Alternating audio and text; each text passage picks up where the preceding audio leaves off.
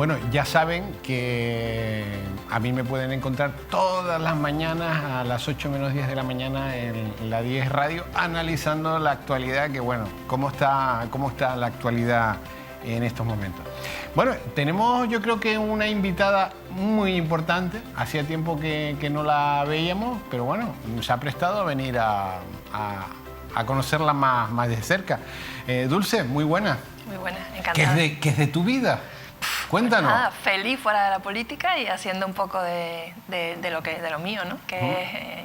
Yo soy abogada y mi hobby es ser escritora. Ser escritora. Mira, yo te conocí, Dulce, allende de los tiempos, en el Cabildo de Tenerife. Una joven con muchas inquietudes en aquellos momentos. Me imagino que las sigues teniendo, ¿no? Sí, pero bueno, vas cambiando también con los años, ¿no? ¿Sí? Antes era una lanzada porque no sabía que había cosas tan difíciles o tan imposibles y con 25 años la sacas adelante porque no te das cuenta de lo difícil que va a ser, ¿no? Como por ejemplo lo del espacio cultural del Tanque, ¿no? O el TEA. También Te digo una cosa, yo creo que el Tanque para mí me parece un espacio genial, me parece una genialidad por tu parte. De hecho, estos días hay una exposición preciosa que animo a la gente que viva en Tenerife que vaya al Tanque a ver esa exposición.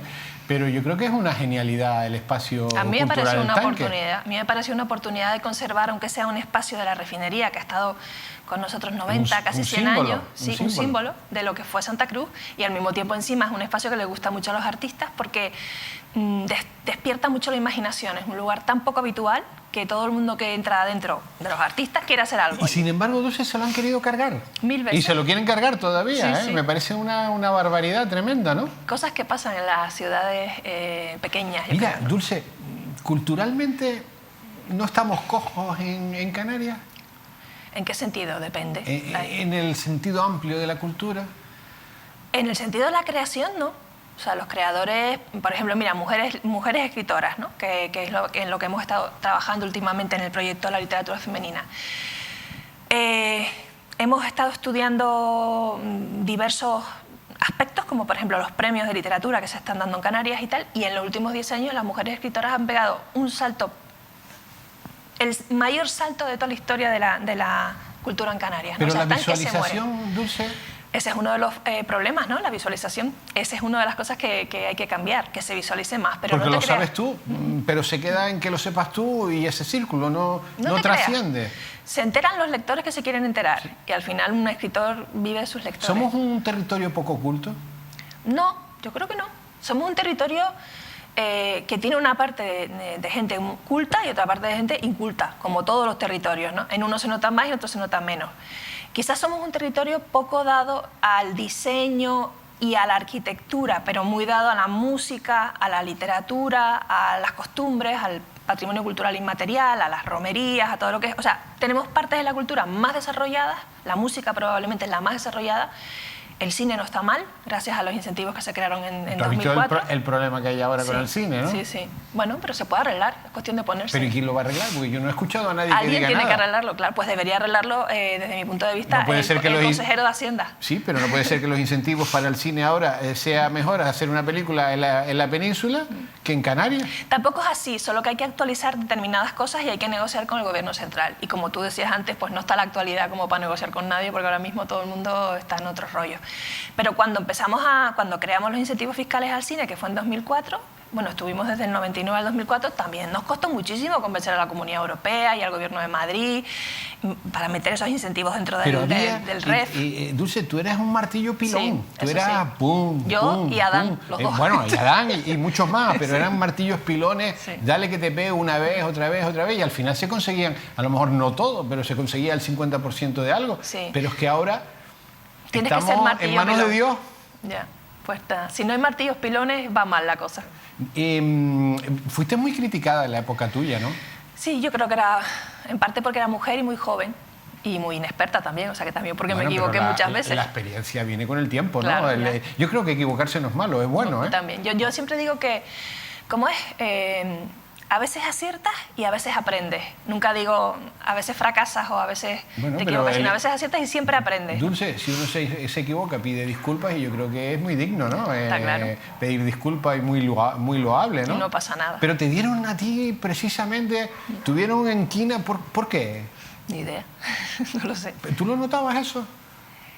Sí, lo que pasa es que cuando estás metida en esa vorágine y sabes lo que quieres hacer, pues lo que haces es te defiendes, no estás pensando en ¿y por qué a mí o por qué no a mí? Te defiendes y ya está, ¿no? Y haces las cosas lo mejor posible y ya. Mira, y llegaste a un momento y dijiste, se acabó mi periplo. Sí, llegué... Sobre todo fue, cuando llegué al Parlamento fue como una decepción total, porque yo estaba acostumbrada a estar en instituciones que eran mucho más cercanas al ciudadano y a tener muchísima actividad, y en el Parlamento prácticamente no te dejaban hacer nada. O sea, los grupos mandaban uno, que es el portavoz. ¿Y los demás iban? Y los demás iban, y yo, por ejemplo, que de lo que sabía era de cultura, pues me pusieron a presidir la Comisión de Derechos Laborales, ¿no? Entonces yo decía, pero mira, yo de eso no sé si lo que estudié en la carrera. ¿Y eso cómo lo hacen los partidos? Ni idea. Por eso ahí empezó una gran decepción, porque me di cuenta que no era solo mi partido, sino todos los demás, y fue cuando decidí dejarlo. Entonces, poco a poco lo fui dejando y ya está. Y hace 10 años que me fui. O sea que... ¿Extrañas ese mundo? No, tengo muy buenos recuerdos, tengo muy buenos amigos de esa época, pero no extraño para nada estar, y menos ahora. O sea, extraño a lo mejor aquel momento de la política, pero ahora mismo la política está, vamos, como para ni mirarla. ¿Poca calidad? Es lo que tú decías, poco martillo pilón, ¿no? Poca gente con las cosas realmente claras y que realmente esté comprometida con los ciudadanos, ¿no? Todos los mensajes se dan de cara a la galería y son como mensajes, relatos que se inventa como el partido, ¿no? O sea, en mi época, por ejemplo, yo me acuerdo que una de las cosas que primero me dijo Adán es que tenía que separar con un cuchillo lo que era mi vida privada de la vida pública, y que si yo era consejera de Cultura yo tenía que defender a todo el mundo de la cultura, y que ese era mi primer trabajo, ¿no? Entonces, bueno, te pones en ese chip y lo intentas hacer e intentas defender a tu parte, porque al fin y al cabo cada consejero o cada concejal defiende a una parte de la población especialmente, que son los vinculados con determinada actividad. Pues no sé si esos mensajes tan claros por parte de un jefe llegan ahora o no. Ni idea. Yo creo que la política se ha profesionalizado, el tema es mantenerse, estar ahí mucho tiempo, vivir... Pues no entiendo vivir así, porque es horrible. Yo estuve en el Parlamento, sí, y es... O sea, vivir sin ser útil... ¿Vale para algo el Parlamento? Yo, la verdad es que me da pena decirlo, pero yo tal y como está configurado y con el reglamento tal y como lo tiene...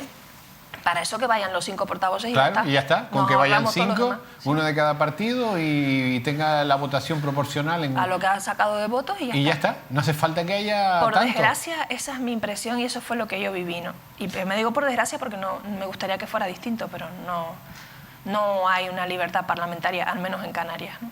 Ya. Los partidos siguen pesando mucho. Manda uno y los demás todos obedecen. Te dicen así, o no me acuerdo ya cómo era el signo de abstención. Y todos a levantar la mano, o a no levantarla, o levantarla cuando Exacto, toque. Cuando toque, ¿no? Mira, en tu época hablamos del tanque, que para mí me parece una pieza museística en sí fantástica, pero bueno, ahí está el TEA. Sí, esa fue otra temeridad, ¿no? Esto de que dices... Vamos a hacer un museo de arte contemporáneo. De arte contemporáneo. Ya no era idea mía, llevaban 100 años en la isla diciendo de los museos, porque eso sí que lo aprendes. Cuando estás en política aprendes que los proyectos culturales en Tenerife siempre han tardado mucho en cuajar, ¿no? ¿Por qué? Ni idea. El auditorio, por ejemplo, se empezó a dar en 1975 y se terminó en 2004.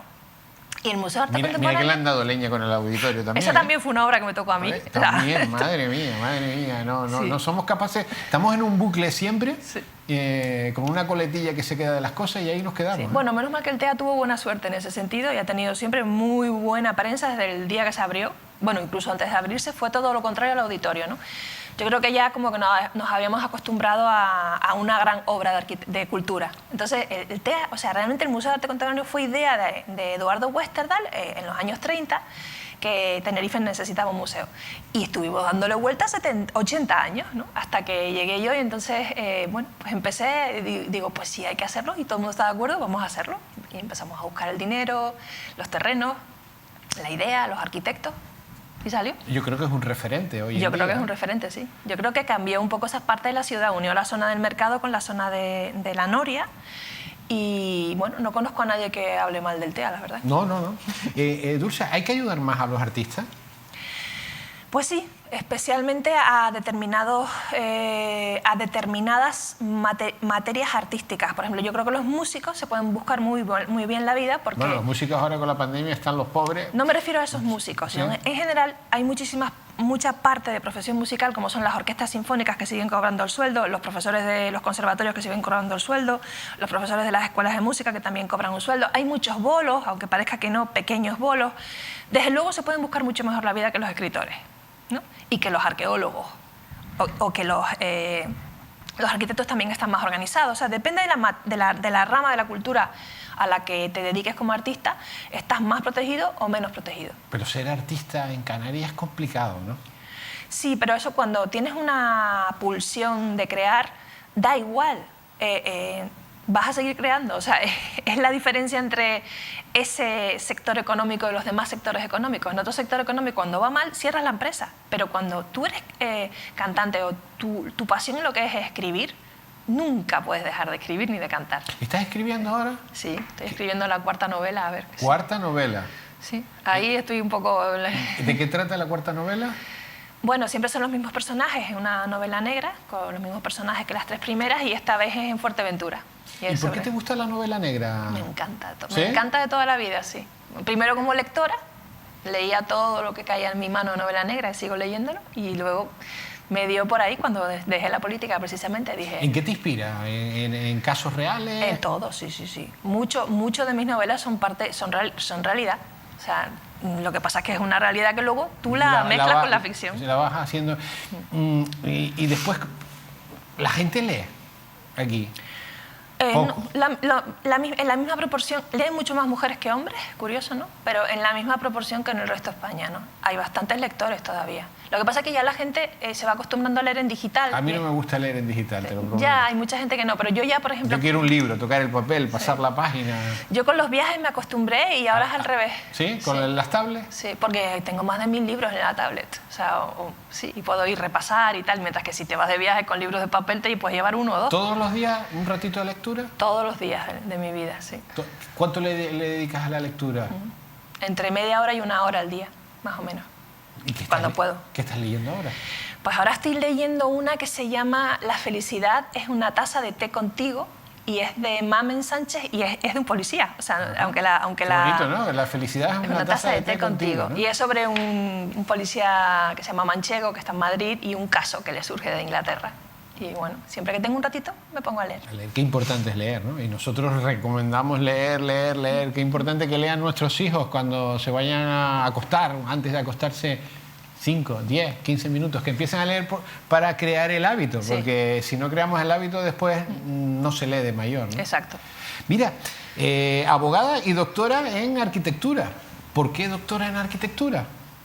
Bueno, pues por Fernando Menis, básicamente, ¿no? Porque pues yo me enamoré de la arquitectura con él. Te enamoraste de las dos cosas. De las dos cosas. De él y de la arquitectura. Exacto, ¿no? Él me hizo descubrir un mundo que los que no somos arquitectos no miramos, ¿no? Porque un abogado, o sea, que haga el doctorado, un licenciado en Derecho que haga el doctorado en arquitectura, no es muy habitual, ¿no? No, y además crea cierta confusión, ¿no? Porque incluso en el Colegio de Arquitectos dijeron, pero bueno, ¿y qué pasa? ¿Que ahora va a poder firmar planos? No, ser doctor en arquitectura no te otorga firmar planos, simplemente te otorga que tú sabes de arquitectura relacionada con derecho. Eso es lo importante, ¿eh? Sí. Porque el derecho interviene para todo lo que hay. Para todo en la arquitectura. Mira, ¿qué te parece el tema de la ley de costas en Canarias y concretamente aquí en Tenerife? No lo sigo. El tema de la ley de costas ¿Que es diferente que en el resto de España? ¿O? Mira, yo lo dejé hace muchos años por cansancio. Por la imposible. Ley de costas, sí, por imposible. Yo recuerdo haber tenido muchos problemas sobre todo con descubrimientos arqueológicos por culpa de la ley de costas, muy cerca, sobre todo en el norte de Tenerife, que hay un montón de cuevas en lo que es la Mesa del Mar, el Pris y toda esa zona. Y creo que soy la única persona de toda Canarias que le ha logrado parar una obra a costas precisamente por una cueva guanche, donde habían restos guanches. Pero desde entonces era imposible y tengo amigas y amigos que trabajan en costas y nunca han entendido cómo se gestionan las costas en Canarias, porque no tiene ningún sentido, porque para nosotros las costas es todo, es por donde entramos y salimos, ¿no? Entonces creo que más que sea diferente al resto, no, creo que lo que hay es un centralismo brutal en el tema de costas y que Madrid no se entera. Sin embargo, hace 2 semanas estuve... Aquí solo hay una delegada de costas, no manda a Canarias. Sí, pero hace 2 semanas estuve en Ibiza. El mundo de las costas en Ibiza es totalmente diferente. Se lo deben haber montado mejor o tienen más suerte con los delegados. No sé, ellos tienen un modelo más francés, lo ocupan mucho más. No sé cómo lo harán. Bueno, ocupan todo lo que puedan. Sí. Todo lo que puedan y no pasa nada. Y no pasa nada. Yo también me lo pregunto, me lo he preguntado muchas veces durante todos los años que... Pero aquí nadie ha dado un puñetazo encima de la mesa y dice que, no, mira, ¿qué sí, pasa? lo dimos muchas veces, ¿eh? Por ejemplo, cuando se hizo Tenerife y el mar, que lo llevaba Pilar Parejo, eso fue una guerra, una batalla, obra por obra con costas en Madrid, para que las fueran aprobando, para poner escaleritas y simplemente accesos al mar, porque nuestra costa es así. Dulce, ¿tú crees que es posible que en la playa de las Teresitas no haya luz? Ya, ¿En el año 2021? Pues mira, tiene hasta su encanto. Que no haya un cable de luz, que no haya agua potable. Es que lo de las Teresitas es como para escribir otra novela. Es como si estuviera agafado, ¿no? Cuesta mucho sacar los proyectos adelante en esta tierra, ¿eh? Sí, tienes que hacerlo como casi con sigilo, para que cuando ya lo tengas todo organizado... Me comentaba hace poco Ricardo Melchor que un proyecto para sacar en esta tierra son 25 años. Un proyecto ya de envergadura, que no baja de 25 años, ¿eh? Desde que inicias la idea hasta que lo terminas. Fíjate, el TEA empezamos con la idea en el 97 y lo acabamos en 2008, 11 años. Ese no estuvo mal. Está bien, está bien. Sí, y eso que hubo que expropiar un montón de casas, buscar el dinero de la Comunidad Europea, y fue largo el proceso, pero luego ya, una vez que empezó... Mira, estás metida ahora, tienes un laboratorio de investigación e innovación en arquitectura, urbanismo y turismo avanzado. Te faltó una palabra, y cultura también. Y cultura, me faltó, bueno, la ponemos inmediatamente, Sí. la ponemos y cultura. Sí. Sí. Cuéntanos en qué consiste. Bueno, pues básicamente la palabra que te faltó es la central, sí, ¿no? Es un laboratorio que investiga cuestiones culturales, como la que te comentaba por ejemplo, los premios de literatura otorgados en Canarias en los últimos 10 años a hombres y mujeres. ¿Y eso después dónde lo publican? Porque es muy interesante tener esos datos. En la web del laboratorio y lo publicamos en la prensa también. Por ejemplo, en ese dato que lo acabamos de sacar, ya hay igualdad en los últimos 10 años, ¿no? Eso yo no lo había podido decir nunca. Ya hay igualdad en materia de premios literarios en Canarias, ¿no? En porcentaje. Luego no hay igualdad en promoción, visibilidad, como tú decías, etcétera. ¿Y qué más estudios han hecho? No, luego hacemos también cosas relacionadas con la arquitectura, investigaciones, por ejemplo, de formas ligadas con el paisaje. Yo qué sé, hemos hecho también investigaciones sobre cultura propiamente dicho. Por ejemplo, porcentaje de empresas culturales que se destruyeron en la crisis del 2008 en relación a empresas de agricultura u otro tipo de empresas. Se destruyeron muchísimo menos empleo y menos empresas culturales que del resto. O sea, que aguanta más la cultura. Aguanta por la pasión de crear, porque es como... El que le gusta el teatro, le gusta el teatro. No lo va a dejar, aunque no le dé dinero, porque va a seguir haciendo teatro. Entonces es capaz de soportar cosas que un comerciante que no esté apasionado por lo que esté vendiendo, pues no lo aguanta. Mira, Dulce, ¿tener 2 orquestas sinfónicas es un lujo en Canarias?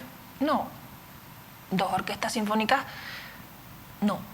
Es un lujo en el sentido de que si fuéramos una tierra única o una tierra unida, pues sería un lujo, pero porque tendríamos una orquesta en la misma isla, pero somos 2 islas separadas, con 1 millón de habitantes casi cada una, entonces me parece que no es un lujo. ¿Qué gran evento ha permanecido en el tiempo culturalmente que sea referente internacional? El único es el Festival de Música de Canarias. Pero en los últimos años ya sabes cómo ha ido, ¿no? Sí, pero ese volverá. ¿Y de resto? No, de resto no. Es difícil mantener aquí eventos continuados en el tiempo. Pero es difícil porque estamos lejos, porque son costosos, porque no hay interés, no, porque el que no viene, les interesan a la sociedad en general. Porque el que viene después se lo suele cargar.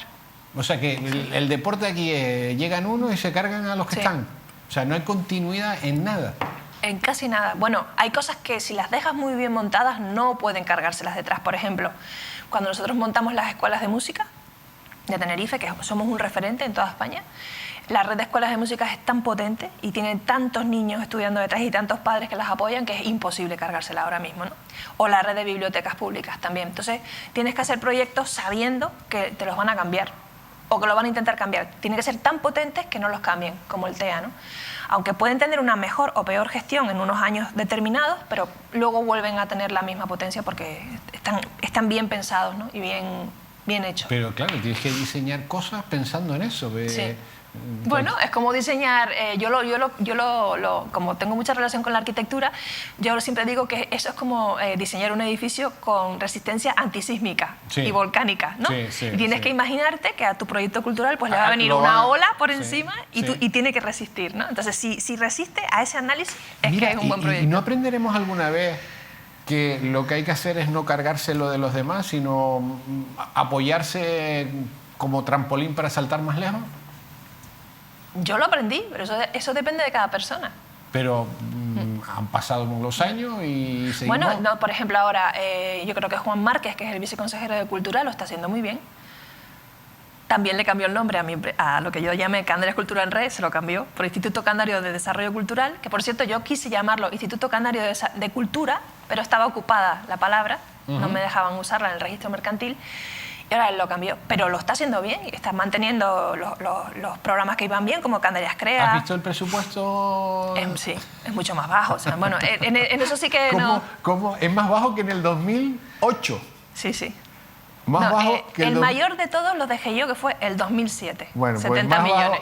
Pues entonces vamos a decir el 2007. Sí. ¿Cuánto? ¿70? 70 millones para cultura. Es que estamos en 25 por ahí. 25, 22. Sí, por ahí. ¿Tú 25. crees que se pueden invertir 22 millones de dinero público en la cultura cuando hay un estudio que la cultura puede dar en Canarias más de 800 millones de euros? Sí, ahí también participamos nosotros en ese estudio. La cultura, para que te hagas una idea, la cultura aporta al IJIC más que el presupuesto. 4 veces más que el presupuesto de lo que le dan. Sí. Y la agricultura y crea entre 21.000 y 24.000 puestos de trabajo. Y la agricultura crea el mismo número de trabajo y aporta al IJIC menos del doble de lo que le dan, que es mucho más. Agricultura recibe como unos 121 millones de euros entre fondos europeos y fondos de Canarias, ¿no? Entonces, creando el mismo empleo, siendo los dos igual de valiosos, porque al final, ¿qué es la agricultura en Canarias? La agricultura en Canarias es paisaje cultural que estamos manteniendo entre todos, ¿no? Pero ¿por qué no se apuesta más por la cultura cuando la creatividad y el talento es lo único que no destroza paisaje, es lo único que no requiere infraestructuras duras, que no requiere puertos, aeropuertos ni nada, sino simplemente gente creando y transmitiéndolo a la velocidad de la luz gracias a tecnología digital? Bueno, pero no hay nadie que se lo crea, no hay ningún político actualmente que se lo crea. ¿Cómo puede ser 22 millones de euros? No sé, puede ser a lo mejor 25 y medio, creo, por ahí. Vamos a ver, ¿cómo puede ser 25 millones de euros para la Consejería de Cultura del Gobierno de Canarias? Es menos de la mitad de lo que se usa para la televisión canaria. Sí, y un cuarto de lo que se le da a agricultura. Creando y nadie dice nada. De empleo. Y todo el mundo... Bueno, la gente de la cultura lo decimos continuamente, llevamos años y años y años. Yo tuve incluso que montar una campaña... Pero la gente de la cultura a lo mejor no las ven como gente muy snob, gente rara... Y dice, bueno, uno hace lo que puede. Pero... No, digo yo. Digo yo, pues será eso. Pero yo me acuerdo que estando en el gobierno tuve que montar una campaña contra el gobierno, que se llamaba 2% de paisaje, 2% de cultura, para que la gente pidiera más dinero para cultura, porque yo sola no podía negociar con el viceconsejero de Hacienda, ¿no? Que era el viceconsejero, no, el consejero de Hacienda era José Carlos Mauricio. Entonces, tuve que poner a todos los artistas de acuerdo, a los que querían, ¿no? Para que todos empezáramos a pedir lo mismo. Que es lo que hacen los agricultores, en el fondo los agricultores que son un lobby. Hay que crear un lobby, que es el lobby de los plataneros, ¿no? Sí, pero exacto. hay que crear el lobby de la cultura. Sí, pero es más difícil de crear porque en el tema de la cultura pues hay mucho ego, muchas formas diferentes de ver el mundo, depende de si estás acostumbrado a trabajar en grupo o eres un artista en solitario, entonces es mucho más difícil de organizar que organizar a los plataneros, ¿no? Que todos hacen pues un poco la misma Pero bueno, labor. Esto es tremendo. 25 millones de euros de presupuesto. Igual es un poquito más, ¿eh? Bueno, yo dije 22, pues a lo mejor un poquito más, 26. 25 millones de euros, la Consejería de Cultura del Gobierno de Canarias tiene la mitad de lo que tiene la televisión canaria. Y bueno, no quiero poner ejemplos. El turismo tiene mucho, el doble, más del doble del presupuesto que cultura. Y la cultura es fundamental en cualquier sociedad, ¿eh? Para mí sí, yo lo tengo claro. Fundamental. Hay que trabajar más en ella, ¿no? Sobre todo hay que dejar de verla como lo que tú dices, como un sitio de los snobs y de los raros de la sociedad que lo único que quieren es estar en su mundo, y verla como realmente como hemos visto, como hemos conseguido que se vea el cine, como un negocio rentable basado en la creatividad y en el talento. El resto es igual. La música, yo me acuerdo cuando empecé en el Cabildo, que también hice otro análisis sobre... Porque yo decía, ¿por qué los grupos de folclore no me piden dinero? Que hay un montón. Y sin embargo todos los demás grupos sí me piden dinero. Y estaba mosca con eso. Hasta que descubrí que los hoteles de Canarias se gastaban en aquel momento, más de 1.000 millones de pesetas, porque eran pesetas, al año en contratar grupos folclóricos. Y claro, los tipos estaban cubiertos, no necesitaban ayuda pública porque tenían dinero para cambiar de vestido, para irse a las romerías, para no sé cuánto. Y yo decía... Entonces descubrí, eso es lo que te digo, que hay sectores de la cultura que están muy protegidos, o tienen mucha suerte, y otros muy desprotegidos, muy desprotegidos. ¿Cómo te encuentras ahora en tu vida de escritora, de profesional, de abogada, de mujer relacionada con la arquitectura y con el paisaje? Muy bien, como todo el mundo, ¿no? Una situación extraña, la que estamos viviendo. Un poco vulnerable por la incertidumbre, pero bien, bien. ¿Volver a la política ni de coña? No. Nada. Nada, no. ¿No quieres saber nada? Sí, a mí me sigue gustando la política. Lo que hacemos en el laboratorio, por ejemplo, que es promover la igualdad, es política, pero por desde supuesto, fuera de la política. Desde fuera, pero desde dentro no quieres saber nada. No, si no cambia el sistema, yo no vuelvo a este sistema. Es un sistema muy pervertido, donde, ya te digo, donde no te dejan ser libre ni tener tu propia opinión. Hoy ha estado con nosotros otro de los grandes de la política, era Elfidio Alonso, y también dice que... Otro gran hombre de la cultura. Un hombre de la cultura. Sí. Dice que de política nada, que el nivel es muy bajo y... Sí, debe ser francamente frustrante si tú tienes una buena cabeza, estar ahora en política y aguantar todas las tonterías que se hacen, ¿no? Dulce, agradecerte que hayas estado, que hayas venido. Hacía tiempo que no te veíamos. Bueno, encantada. Nos encantaría que vinieras más a charlar de cultura, porque claro, la cultura es que son tantas cosas la cultura, pero tantas cosas. Tú hablabas de la tele tiene una parte cultural.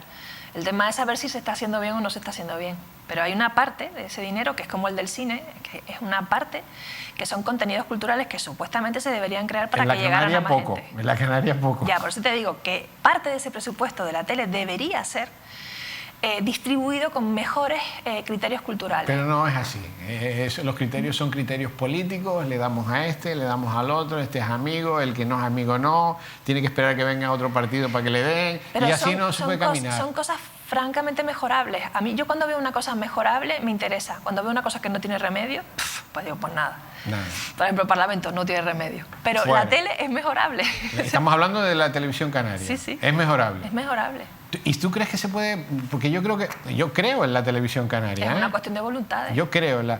Pero porque la televisión canaria debe ser un vínculo de unión entre las islas, de un instrumento cultural, un instrumento que debe estar con la idiosincrasia de nuestro pueblo, que es muy singular, pero de eso no hace nada.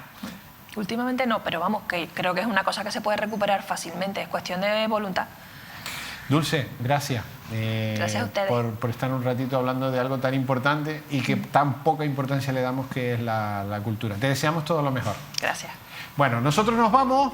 Hasta el próximo programa de cerca, siempre trayendo temas de actualidad y personajes potentes como los que hemos tenido hoy.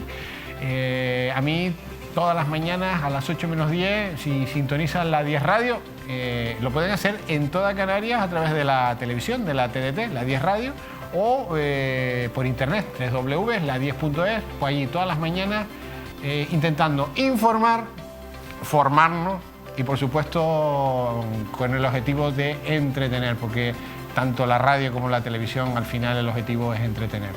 Hasta el próximo programa.